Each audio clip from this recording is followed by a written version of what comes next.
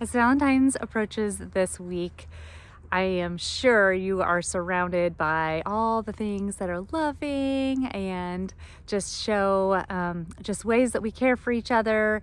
And one of the things that is really big in our culture is self-love.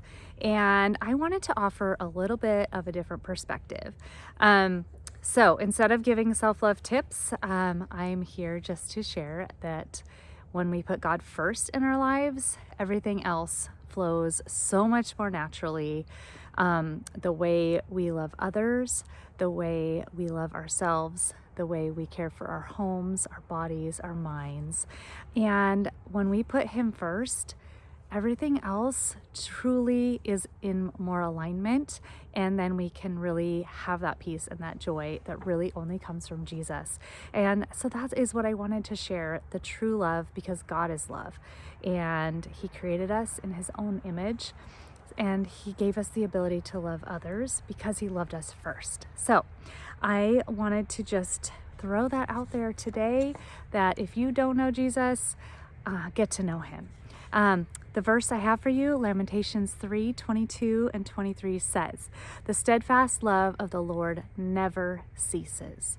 His mercies never come to an end. They are new every morning. Great is your faithfulness."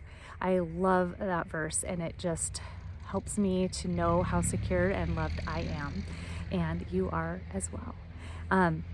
And just so you know, our brain perspective, I know I've talked about the brain keeping us safe and feeling protected. That's the brain's job, is to keep you safe and protected. And when we have an environment around us that is safe and gives you that calm and peace, that helps our brain to relax. It helps our nervous system to be calm.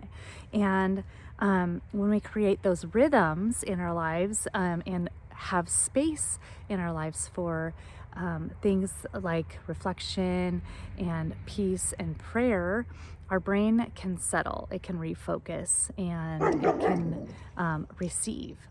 And it is not about self-focus. It is making room for God to allow Him to lead and to guide.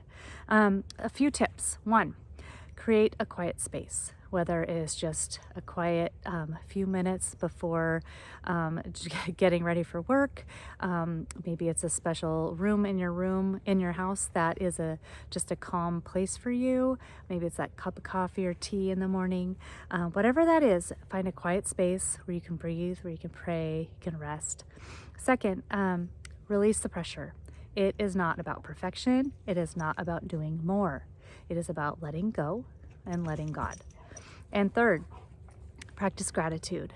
It truly changes our hearts, and we can trust Him when we know that, when we are grateful, and we can see the different places He's answered prayer, where, even if it's you're in a hard season, I know God is still working. He's still there. He's present, and He's still loving. So when we practice gratitude, we worship and we praise, we thank the Lord, it helps us to trust Him. So happy Valentine's Day to you. Know that you are so very loved.